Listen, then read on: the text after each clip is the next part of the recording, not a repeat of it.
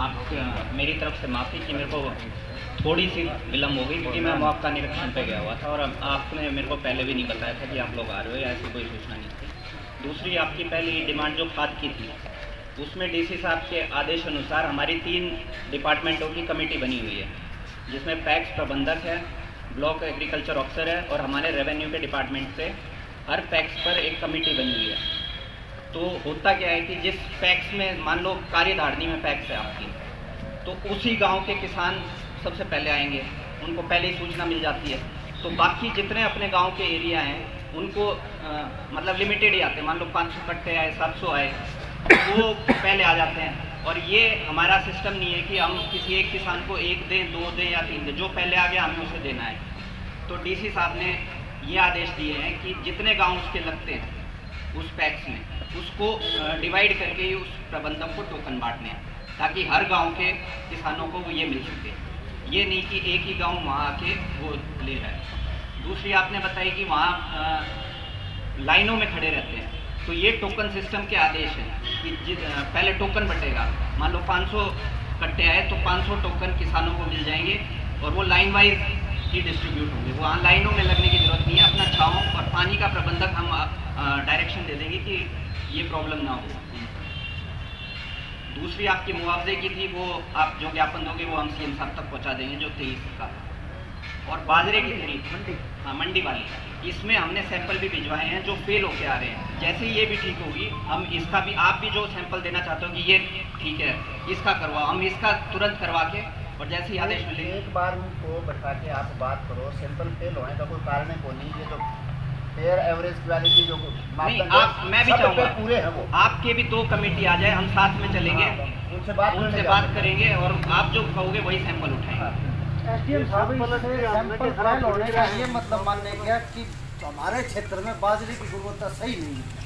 बारिश हुई है, वो खराब हुई है फसलें, इससे बारिश फसल से खराब हुई है तो मुआवजा जारी कर दो। मुआवजे के लिए ये क्षतिपूर्ति पोर्टल खुला हुआ है क्षतिपूर्ति पोर्टल एक सरकार का महज दिखावा है। मैं एक तथ्य आधारित बात करता हूँ। हमारे बारिश के कारण लगातार बारिश हुई, खेतों में जल भराव की स्थिति आई, कपास गल गई और बाजरा की सिरटी टूट के गिर गई।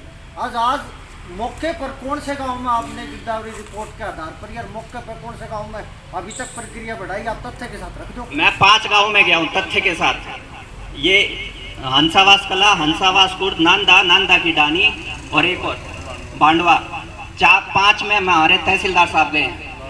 लाड़ में भी गए हैं। वहाँ जाके हमने क्षतिपूर्ति मौके पर, सरपंच उन 5 गाँव के हैं, यहाँ है वो कोई भी गाँव, हम खुद गए हैं वहाँ पे और हमने वेरीफाई करके जितना नुकसान हुआ है वो रिपोर्ट दे दी है। अगला सवाल, क्या 10 गांव की मौके की रिपोर्ट को ही पूरे हल्के के गांव की नुकसान का आकलन माना जाएगा कि नहीं माना जाएगा? 10 गांव में आप मौके पे गए हो, हाँ। मान लो मेरा गांव गोपी है, हाँ। किसी किसान का मौत है, वहाँ आप नहीं गए, क्या वही पूरे एरिया को? वहाँ मैं नहीं गया, इसका मतलब ये नहीं कि वहाँ नहीं होगी। हमने रिपोर्ट सबकी की है, वो मैं किसानों के साथ गया हूँ वहाँ पे, सरपंच के साथ। कितने दिन के अंदर अंदर हम फाइनल रिपोर्ट मानने की बाढ़ हल्के की रिपोर्ट जा चुकी है। उसमें क्या प्रतिशत आपने नुकसान का हर्जाना रखा है? जितना वहाँ पे मौके पे मिला है, बताओ ना तो एक बार। नहीं, सबका अलग अलग होगा। अरे सुनो, सार्वजनिक भी करेंगे, लेकिन सब कैसे करें? हर किले का अलग नुकसान होता है। तो फिर तो यही बात होने, एक गांव में 25%, 50%, 75% और 100% 4 कैटेगरी है, और आखिर में रिजल्ट आएगा 25% से नीचे। नहीं, उसका क्यों आएगा? हमारे साथ हो चुका, हमारे साथ हो चुका। आखिर में जब आप थोड़ी बात, आप एक किला मान लो, उसमें अगर खराबा नहीं है तो हम उसमें खराबा दिखा सकते हैं। मान लो एग्जाम्पल, ठीक है, नहीं दिखा सकते ना, तो सबका अलग अलग मुआवजा आएगा ना, इकट्ठा गांव का तो आएगा ना। मैं पूछ रहा हूँ, आप ठीक कर रहे हो, एक में 25% नुकसान है, एक में 100%, लेकिन क्या वो तुम्हारा पैरामीटर का आप भी वही रखोगे क्या? जहाँ जितना नुकसान हुआ है उसकी रिपोर्ट भेजेंगे हम, उस वाला उसमें कैसे लगा दोगे आप? जहाँ कारी मोद में अलग नुकसान हुआ है उसकी रिपोर्ट हो जाएगी। तो कब तक अनुमान मानने की हमारे क्षेत्र में मुआवजा जारी हो जाएगा? ये तो जी हमारे हाथ में नहीं, हमारे हाथ में वेरिफिकेशन था, वो रिपोर्ट हमने भेज दी है। क्षतिपूर्ति ऑनलाइन पोर्टल है, उसमें टाइमलाइन है, उसमें पटवारी वेरीफाई करो है। हमें जो उसका डिस्काउंट का क्या परसेंटेज है ऑनलाइन है किसान खुद देख सकता है। एक एसडीएम साहब आपने मूंग की फसल के बारे में बोला, आपकी बार हमारे मूंग की फसल बोली करा दी है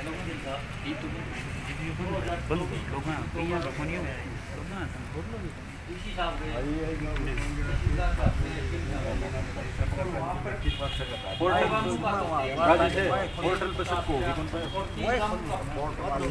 कौन की गलती है। हाँ जी सर ऊपर जाके घणो मारे अपने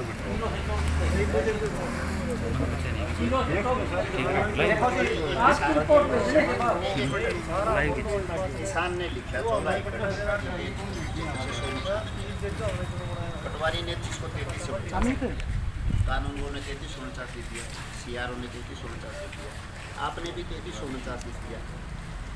क्लेम जारी होते हुए 14 किलो में 2 किलो को 3349 रखा, 12 किलो को 24 कर दिया। इससे ऊपर फिर रिपोर्ट चेक करने आया, आपने 5 अधिकारियों ने चेक कर दिया। ये है क्षतिपूर्ति पोर्टल में सब अप्लाई कर सकते हैं, पहली बात। दूसरी बात, अगर किसी किसान ने अपनी फसल बेच दी होगी यहाँ आके, उसका भी डाटा आ जाएगा, तो उसको हम ये क्षतिपूर्ति से कट जाएगा क्योंकि उसने अपनी फसल बेची है। दूसरा कारण हो सकता है कि अगर उसने फसल बीमा क्लेम में अपना रजिस्ट्रेशन करा रखा है, वो डाटा भी सरकार के पास है, तो वो क्षतिपूर्ति भी नहीं मिलेगा, क्लेम भी, उनमें से कोई एक ही मिल सकता है। हाँ, एक तो मिला होगा। अगर इन दोनों से वंचित रह जाए तो उसकी डिटेल हमारे पास सेंड कर दो, हम उसको दोबारा भेज देंगे कि क्या कारण रहा है। ये तो बीमा क्षतिपूर्ति तो अलग अलग हैं जी। बीएपी वाली करवाओ जी। सुनो राजेश की कुछ बात है, मर रहेगी भाई नवीन राजेश बता भाई, और जिसकी बात करें उन्हें पूरी करने दिया यार, तभी तावड़ लाई जाता। एसडीएम होते साहब, आप बहुत संवेदनशील अफसर हो, किसानों की बात और बाकी क्षेत्र के मुद्दों पे आपने बहुत गंभीरता से हमारे क्षेत्र में काम किया है, शुक्रगुजार हम। और आपसे ये भी उम्मीद रखते हैं, आप युवा शक्ति हो, ये प्रभावित जमींदार जो आपके साथ उम्मीद के साथ आए हैं, तो हम देखो प्रभु की कृपा से अब की बार सब लोगों पर नुकसान हुआ, बारिश ज़्यादा हुई, तो आप इसमें एक तो भेदभाव पोर्टल से अपने अधिकारियों को सूचित करो, तहसीलदार साहब को या पटवारी साहब को, कि नुकसान हुआ है, लेकिन आखिर में ये ना हो जाए कि हम 25% से नीचे आ जाएंगे, क्योंकि इसका न तो कोई पैमाना है प्रकृति के आगे कि एक बादल एक गांव में ज़्यादा पड़ गया। अब की बार तो बारिश में पूरे प्रदेश में, पूरे हिंदुस्तान में मानसून ने तबाही मचाई है। तो हमारा निवेदन ये है कि अब की बार बहुत ज़्यादा खराबा हुआ है। कपास एक किले पर 10-10 क्विंटल प्रति क्विंटल पैदावार होती थी, और दावे के साथ कहता हूँ किसी क्षेत्र में अगर 4 क्विंटल से ऊपर कपास 2 क्विंटल 3 क्विंटल 2 क्विंटल 108 गाँव का आंकड़ा रख रहे हैं। दूसरी बात, दावे के साथ कह रहे हैं कि मूंग की फसल पहली बार क्षेत्र ने बोई थी, मूंग की फसल, और बोई तो थी लेकिन पैदा नहीं हुई। पैदा होगी तो फसल पकेवा के समय वो खराब होगी। अगर किसी की बची कुछ बच भी गई तो बिकने के लिए कोई व्यवस्था नहीं। मूंग के लिए सरकार से आप प्रस्ताव भेजें यहाँ पे कि किसानों ने अब की बार मूंग की फसल बोई है, तो अब मूंग की फसल को भी MSP पर खरीद। बाकी सबसे बड़ी मांग तो देखो अब हाल फिलहाल है DAP की भारी किल्लत है। आपसे गुजारिश है हाथ जोड़ के, हमने कोई मजबूरन कोई ऐसा फैसला लेना पड़ेगा। एक नेतृत्व हमारा किसानों का आपके आगे समक्ष धरना पर बैठे हैं, मजबूरन हमें आपके SDM ऑफिस का घेराव करके यहाँ 24 घंटा बैठना पड़ेगा।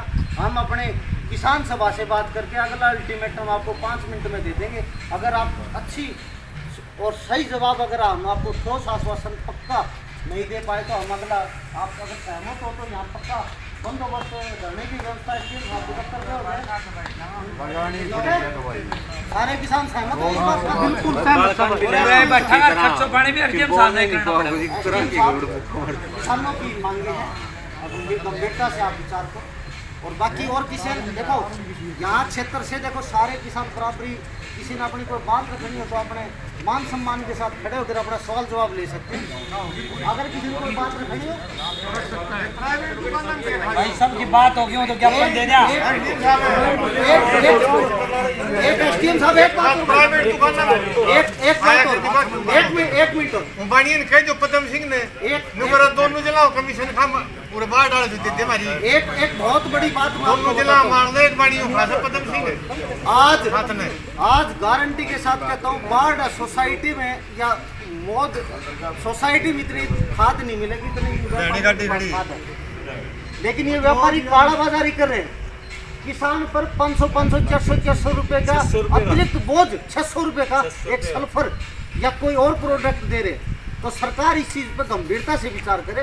इन दुकानदारों को और इनके माल गोदामों पर सरकार तुरंत कार्रवाई करके इन पर छापा मार के आप डीएपी मत ले जाना अपने घर पे, वो किसान को बंटवाना।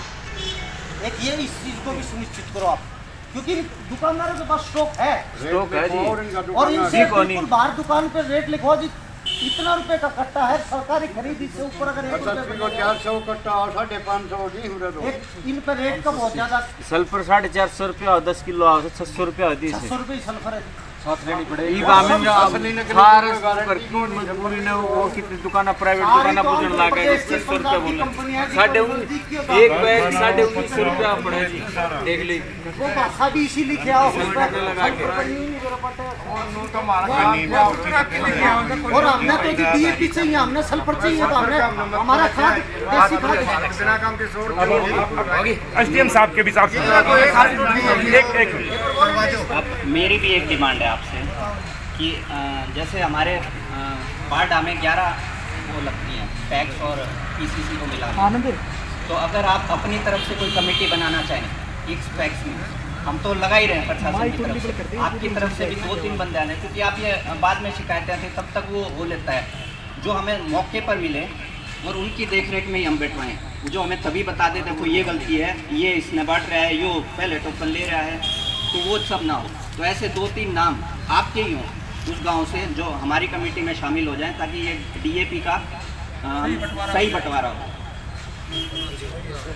आपका बीओ साहब आ रहे हैं जी हमारी एक डिमांड है कल 100 कट्टा बिना टोकन रख दिए यही इसी के लिए मैं कह रहा हूँ, अगर आपकी भी कमेटी हो तभी की तभी बता दो, मैं मौके पे आ जाऊंगा वहाँ पे। आपका नंबर दे दो जी, फोन कर देंगे। और आपका प्रबंधक की हमने शिकायत भी करी थी कमेटी ने हमने बुलाया भी था हमारे आदमी दे देंगे हमारे आदमी दे देंगे कितने रोला को जो जाए एक ट्रक मुंह दे और देश में नहीं हो जाएगी तो आप खत्म 11 साल हो गए हमने तो देखी को ना असली बात है सारी बात हो गई ये बात का कितनी लंबी आ जाओ जी आप करो युवा साथी आ जाओ क्या अपन देख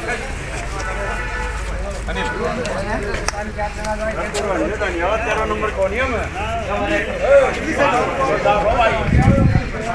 जो दाल जो ढाड ना दाल